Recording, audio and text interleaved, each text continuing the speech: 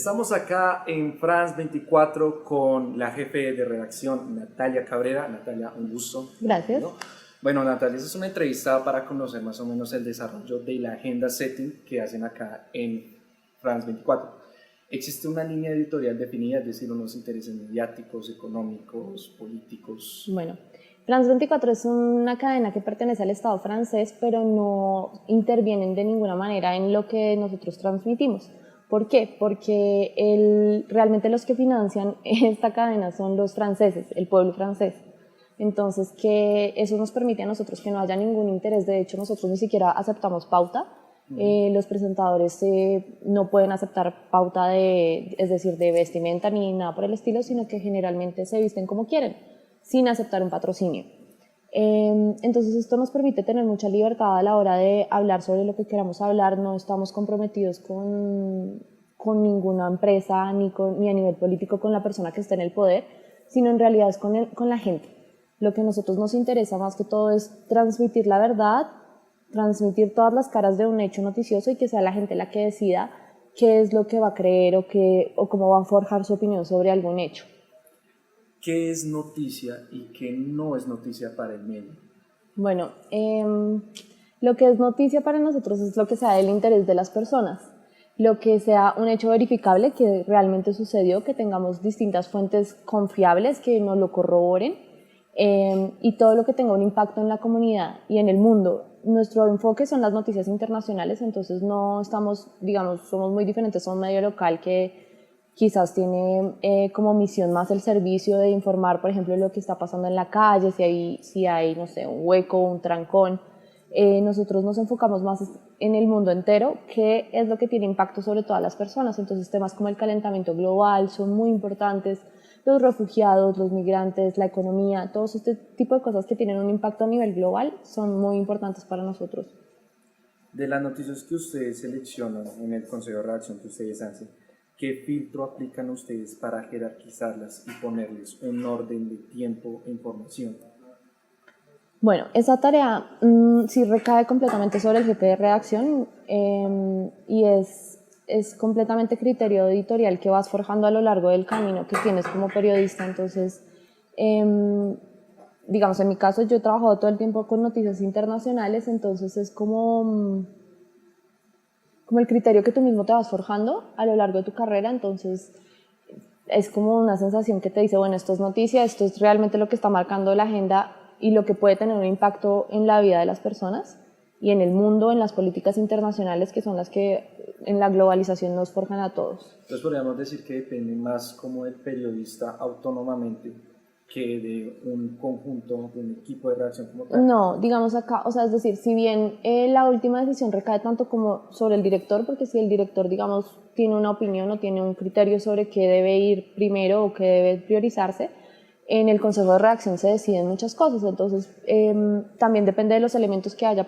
Como somos televisión, necesitamos elementos gráficos, necesitamos video, necesitamos las imágenes, pero también depende como de los periodistas también el ángulo que podamos hacer para informar una noticia y con qué elementos contamos. Y se discute, es decir, por ejemplo, si yo pienso que una noticia no es importante porque para mí no es importante el coronavirus, o alguien piensa que es demasiado amarillista, pero de pronto un periodista puede decir en el consejo de redacción, no, mira, ¿sabes qué? Lo que pasa es que tenemos que revisar a las poblaciones vulnerables, a los ancianos, a los niños, esto puede tener un impacto real. Entonces todo es un tema de discusión que todo se puede discutir y todo se debería discutir para tener varios puntos de vista. ¿Quién define los titulares para las noticias? Yo. Sí. Bueno, pero es lo mismo, o sea, hace parte de los elementos con los que se cuenta, porque por ejemplo, para tú poder titular una noticia tienes que tener buena información que dar de esa noticia en un noticiero. Entonces, si tú solamente tienes un cable de agencia o vino alguien y te contó, oye, mira, es que mataron al presidente de Estados Unidos, ¿cómo así? Si tú no tienes información que te corrobore eso y más allá, si no tienes elementos con que presentarlo, no puedes titular una noticia. Entonces, tienes que revisar con qué cuentas, revisar qué te han propuesto los periodistas que están en la redacción, tienes que ver realmente si está confirmado, porque tampoco se trata de ser alarmista, y ver cómo le puedes contar. ¿A qué noticias se les da el titular según el medio? O sea, ¿cuáles consideran que sí merecen ese acrónimo y quiénes o qué noticias se consideran que Bueno, no? mira, yo te voy a contar algo, una anécdota súper chistosa. Cuando precisamente hicieron el proceso de selección para entrar acá, nos hicieron hacer un noticiero y cómo presentaríamos ese noticiero y cuál sería la noticia del día para nosotros ese día. Yo siempre he trabajado con noticias internacionales, pero durante mi carrera, como trabajaba en medios locales, obviamente era mucho más importante la relación de Colombia y Venezuela que otro tipo de noticias que son muy importantes a nivel internacional, pero que a veces no le ponemos atención porque están muy lejos. Entonces, ese día de la prueba que nos hicieron el examen para entrar, hubo un ataque con gas sarín en Siria que afectó y mató a muchos niños. Entonces, yo decidí que la noticia internacional realmente era esa, que era más importante el ataque en Siria que Maduro diciéndole en ese momento al que fuera como qué cosas eran, no sé, una pelea entre ellos o algo así. Entonces, pues yo, después en la entrevista personal con las personas que nos vinieron de Francia a contratar, me preguntaron que por qué había elegido eso y expliqué esto mismo y pues creo que por eso estoy acá. ¿Qué piensa de la transición de la libreta de apuntes del periodista a la grabadora y de esta a los medios digitales? Es la tecnología, ¿no? Entonces tenemos que irnos es decir, yo todavía tomo notas de las cosas que hago, para mí mis ideas son más claras si las organizo y las escribo, y seguramente si en terreno también, es decir, en terreno muchas veces no puedes parar a estar escribiendo y te da mucha mayor claridad de escribir, pero es parte de la evolución tanto de la profesión, que es lo mismo como dejar de pensar que la única forma de ver televisión es cuando a las 7 de la noche se prende el noticiero y todos van a estar ahí. Hay que reinventarse y hay que adaptarse a las nuevas tecnologías, a las nuevas formas de consumo, el streaming, que la gente se siente a ver cuando quiera las cosas. Entonces es muy importante no quedarse como amarrado y atornillado a lo que era el pasado, sino aprender a crecer con lo que viene y seguir adelante para no morir en el intento de informar. ¿Cuál es la vigencia que tiene hoy en día en el medio el consejo de redacción y cómo se hace? No, es súper importante, el consejo de redacción es súper importante, para mí es creo que lo más importante de todo, porque